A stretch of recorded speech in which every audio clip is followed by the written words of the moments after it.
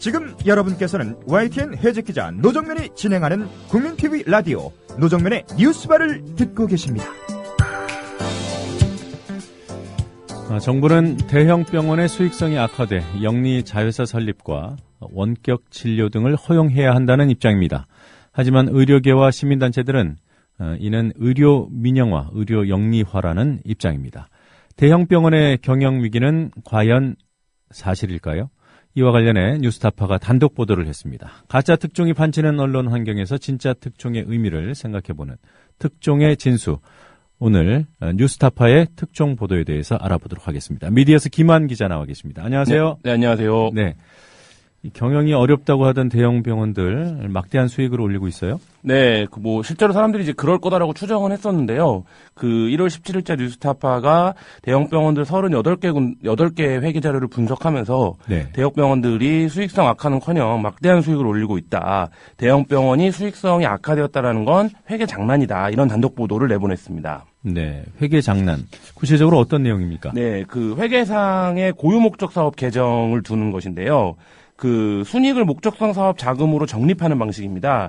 그러니까 원래 회계 처리 방식이라면 순이익으로 잡혀야 되는 부분을 어떤 고유 목적성 사업이라는 것에 적립하는 방식으로 순이익에서 빼내는 겁니다. 예. 그래서 일반 기업에서는 금지된 방식이고요.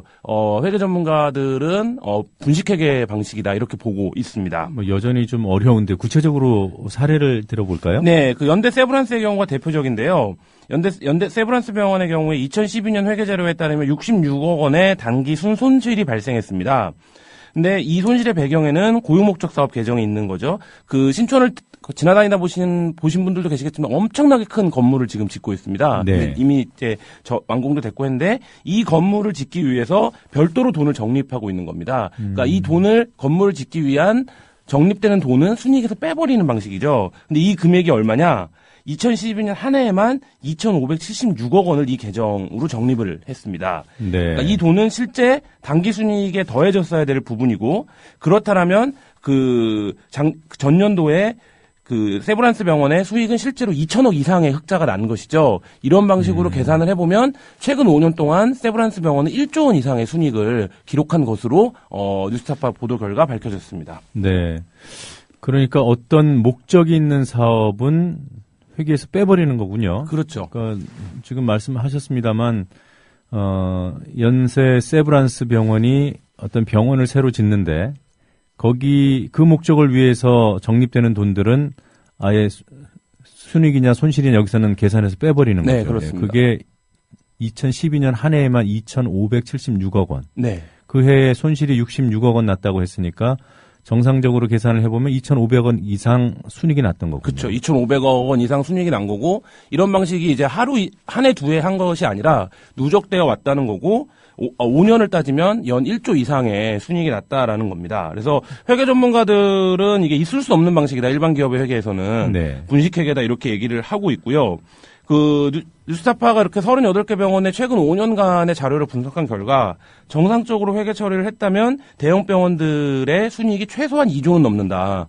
다 합쳤을 때. 네, 합쳤을 때요. 네. 는 거고요. 근데 이게 또 결정적인 문제는 사실상의 탈세 수단이라는 겁니다. 그러니까 순이익이 줄어들거나 아예 적자로 만들어서 세금을 탈루하는 방식인데요. 네. 그러니까 이것은 병원들이 기본적으로 이 회계를 하면서 지금 의료 영리화라고 주장되는 부분들을 정부가 추진하고 있는 것 자체가 허구적이고, 그다음에 그 안에서 병원들이 세금 탈루라든지 이런 부분들의 현행 실정법 위반을 저지르고 있다 이렇게 봐야 될 것 같습니다. 네, 이 고유 목적 사업 계정을 두는 것이 현행법상 불법은 아닌 거예요? 보건복지부의 입장은 문제가 있다라는 건데요. 네. 근데 모력의 안팎에서는 알면서도 계속 눈을 감아왔다라고 보고 있습니다. 왜냐하면 병원들의 회계를 보고를 받기 때문에 이전부터 충분히 알고 있었을 텐데 지난 9월이 돼서야 문제가 있다는 점을 인지했다 이런 입장이고요. 네. 그런데 이제 그게 재밌습니다. 그래서 이게 어떤 형태의 문제인지가 빤한데 대형 병원을 두둔하고 있다는 거죠. 그래서 뉴스타파 인터뷰한 보건복지부 관계자는 이 회피 수단이었던 것으로는 보지 않는다. 네. 회계상의 문제일 뿐이다. 이렇게 이제 인터뷰를 하기도 했는데요.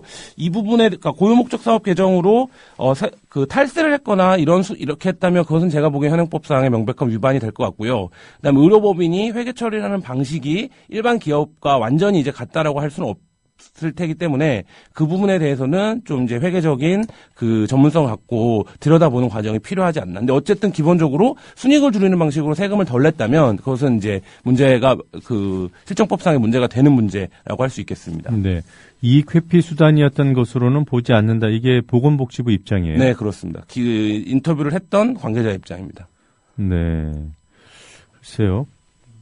지금 얘기를 들어보면은 명백한 이익 회피 수단이었던 것 같은데 문제는 이제 고유 목적 사업이라는 것이 현행법상 허용되느냐의 여부이지 이것을 그런 식으로 이익을 돌려놔야 이 목적 사업을 할 수 있는 거 아닙니까? 네, 그리고 이게 자체가 좀 약간 이제 뭐 일반적인 회계 상식을 갖고 살아가는 시민들 입장에서 보기에도 사실 네. 말이 안 되는 것이잖아요. 그러니까 예를 들면 그 병원이 어떤 고유 목적 사업, 그러니까 예를 들면 현대 세브란스에서 건물을 짓는 게 고유 목적 사업이라고 한다면 범주에 들어간다고 한다면 사실 모든 병원들이 그런 걸 다 이제 할 수 있는 건데 병원의 이해관계에 따라서 네. 이제 그런 부분들이 말이 안 된다는 거고요. 그리고 의협의 입장은 이런 겁니다.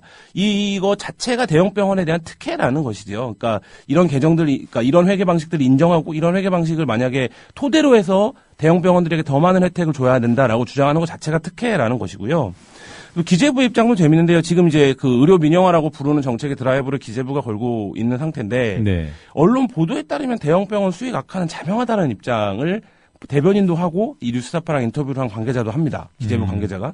근데 그러니까 예를 들면 언론 보도라고 하는 것이 정부의 정책을 결정하고 판단하는 데 있어서 말하자면 근거가 될 수 있는 것인가. 이런 이제 말하자면 대형 병원의 수익성 분석이라든지 현재 의료산업 체계 내 문제라든지 이런 것에 대한 면밀한 판단 없이 자기네가 추진하는 정책의 정당성을 일부 언론의 보도. 근데 여기서 언론의 보도는 의료 광고나 이런 부분들의 허용을 원하는 종편이라든지 혹은 그 의료 법인과의 아주 긴밀한 연관성을 갖고 있는 일부 보수 언론들이 주도하고 있는 것인데 사실 이런 것들이 누가 이런 분위기를 확산시키고 이런 정책에 드라이브를 걸어가고 있는가를 좀 보여주는 전형적인 장면이 아닐까 싶습니다. 네, 이런 걸 속칭 짜고 친다고 하죠. 예.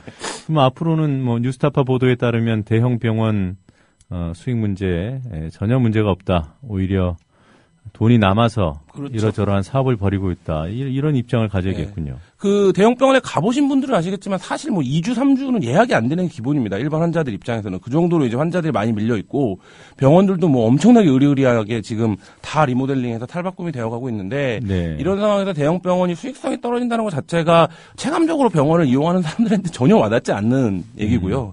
그다음에 결정적으로 이번 정책의 문제점은 많은 의료 관계자들도 지적하고 있지만 정책의 기본적인 목표는 이제 보편적 국민 다수에게 뭐가 돌아간다, 혜택이 있다, 아니면 개선된다, 뭐 이런 것 아니겠습니까? 네. 근데 이번 정책의 경우엔 보편적 국민 다수는 어떤 혜택을 얻을 수 있는지가 굉장히 불명확하다는 것이지요. 네. 그러니까 대형 병원들이 영리자 회사를 하면 대형 병원들의 수익성은 얘는 기여가 되겠지만 분명히 그게 이제 국민들에게 어떤 혜택으로 돌아오느냐가 불분명한 상태에서 정부가 이걸 왜 이렇게 밀어붙이고 있느냐, 뭐 이런 논점을 던지는 것 같고요. 근데 기본적으로 그 전제가 되는 수익성에 아무런 문제가 없다고 한다면 사실 굳이 왜 병원에게 가장 대표적인 공공재인 의료 영역에 영리를 허용해야 하느냐, 이런 좀 근원적인 질문에 정부가 굉장히 취약해지게 되는 그런 상황인 것 같습니다. 네. 네, 이 뉴스타파 보도가 현재 논란이 되고 있는 의료 민영화, 의료 영리화 정부의 추진 정책에 어떤 영향을 미칠지 지켜보도록 하겠습니다. 오늘 좋은 기사 잘 들었습니다. 고맙습니다. 예, 감사합니다. 지금까지 미디어스 김한 기자였습니다.